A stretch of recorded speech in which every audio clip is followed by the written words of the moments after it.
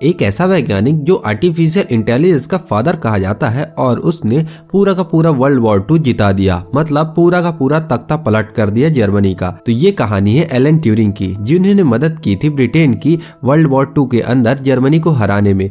उन्होंने किया ये था कि जो जर्मनी के जो कोड इनक्रिप्टेड कोड होते थे जो कि सेंड किए जाते थे अपने उनके साथियों को, तो उन्होंने इसे डिकोड किया था और उसके लिए इन्होंने एक मशीन बनाई थी जिसका नाम था बॉम्ब। तो दोस्तों ये मशीन ये करती थी कि उनकी सारी के सारी कोड को इनक्रिप्ट किया करती थी कि आखिरकार वो है क्या, उनका एक्चुअल में मतलब क्या है। तो इसीलिए इनका बहुत ज़्यादा नाम हुआ था और आज जानेंगे इस वीडियो में कि आखिरकार इनके जीवन में क्या चल रहा था और दोस्तों इनकी पूरी बायोग्राफी जानेंगे इस वीडियो में। तो चलिए शुरू करते हैं बिना किसी देरी के। इनकी बायोग्राफी की रिसर्च करते टाइम मैंने इनके फादर और इनके ग्रैंडफादर के बारे में जाना जो कि इंडिया से रिलेटेड करते थे। इनके फादर इंडियन सिविल सर्विसेज के अंदर आते थे और वो एक ऑफिसर थे, मतलब उस समय के टाइम पे ब्रिटेन में सबसे हाई पोस्ट हुआ करती थी जो कि एक जैसे हमारे यूपीएससी के कैंडिडेट के लिए होती है हाई पोस्ट। और इनके ग्रैंडफादर हमारे बंगाल रेजिमेंट के अंदर एक ऑफिसर हुआ करते थे और उसी से इनकी स्टोरी और ज़्यादा अच्छी हो जाती है और हम ज़्यादा रिलेट कर पाते हैं क्योंकि इसमें अपनापन ज्यादा झलकता है। तो इनकी स्टोरी पे आते हैं हम वापस और इनका जन्म होता है लंदन के अंदर 23 जून 1912 के अंदर और ये पैदाइशी से ही जीनियस थे, मतलब इनके हर एक रिपोर्ट कार्ड में इनकी तारीफ ही की जाती थी और इनको टीचर के द्वारा रिकमेंडेशन मिलता था कि ये बहुत ज़्यादा पढ़ने में अच्छे हैं और प्रॉब्लम सॉल्विंग में बेहद ज़्यादा ही अच्छे हैं। और जैसा कि हर एक जीनियस के साथ हमेशा होता है कि उसकी लाइफ में कुछ ना कुछ गड़बड़ हो ही रहा होगा, तो इनके लाइफ में कुछ ऐसी हैबिट थी जो बाकी लोगों को अजीब लगती थी और इसी कारण से इनके जो स्कूल के फ्रेंड्स थे इन्हें बुली किया करते थे, मतलब परेशान करना, और इन्हें बेहद ज़्यादा तंग किया करते थे और इसकी वजह से इनके जीवन में और ज़्यादा प्रॉब्लम्स बढ़ जाती हैं।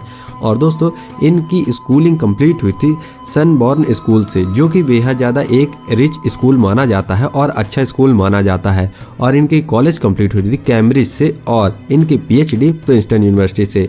तो दोस्तों इस दौरान इन्होंने कई सारे रिसर्च पेपर पब्लिश किए जिससे इनका बहुत ज़्यादा नाम होता है और कई सारे वैज्ञानिकों से इनका मिलना जुलना हो जाता है और उसी के साथ मिलिट्री के लोग और इंटेलिजेंस के लोगों से भी इनका मिलना जुलना होता है। और ये टाइम पीरियड चल रहा था 1938 से लेके 1939 के बीच का और इस वक्त कई सारे जॉब्स ऑफर भी आए जो कि टॉप सीक्रेट हुआ करते थे उस समय के हिसाब से, क्योंकि उस समय वर्ल्ड वॉर 2 स्टार्ट हो चुका था और एनिग्मा को सॉल्व करने के लिए इन्हें जॉब्स ऑफर आए थे।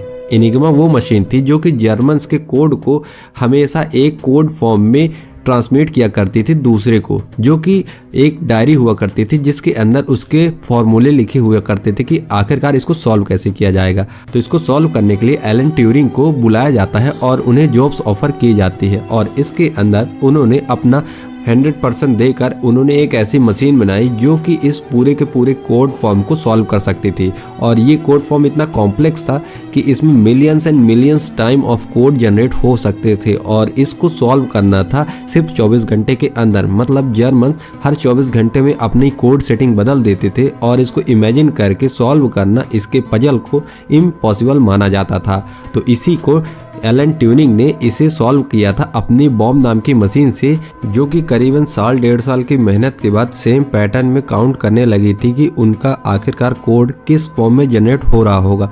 और इन्होंने एक ऐसा पैटर्न ढूंढा कि आखिरकार कौन से वर्ड हर बार यूज़ हो रहे हैं और ज़्यादातर यूज़ होने वाले वर्ड को इन्होंने पहले से सॉल्व करके रख लिया, तो इनके लिए और आसान हो जाता था बाकी के कोड को सॉल्व करना।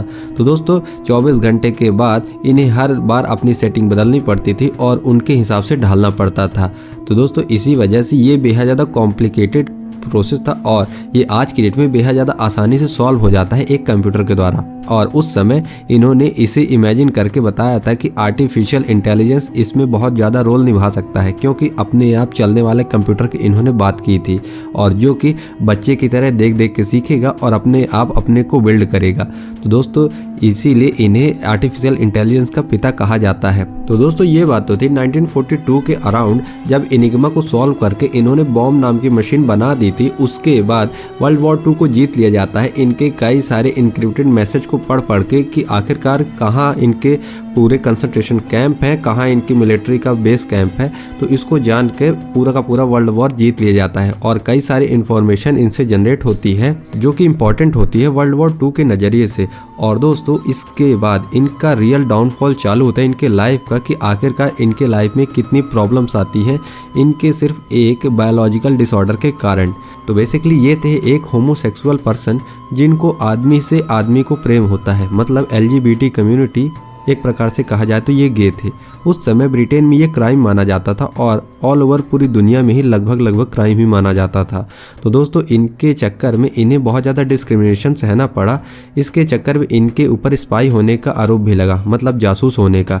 माना जाता था कि कई लोगों ने इन पे आरोप लगाए थे कि ये सोवियत संघ के जासूस थे और इन्होंने कई सारी इन्फॉर्मेशन सोवियत संघ को दी थी। लेकिन ऐसा नहीं था, क्योंकि इनके साथ एक इनका कलीग काम करता था जिसका नाम था जॉन, जो कि सोवियत संघ के लिए काम किया करता था। फिर बाद में पता चला कि ये मेन आरोपी है और इनके ऊपर बिना मतलब में ही आरोप लग रहे हैं, क्योंकि वो इनको धमकी दे रहा था कि मैं तुम्हारे राज खोल दूंगा कि तुम होमोसेक्सुअल हो, और इसके चक्कर में कोई तुम्हें उससे बात नहीं करेगा और कोई तुम्हें अपने घर बुलाएगा भी नहीं। इसी कारण से उनको ज़्यादा डर था होमोसेक्सुअल के पता लग जाने का, ना कि स्पाई के आरोप लगने का।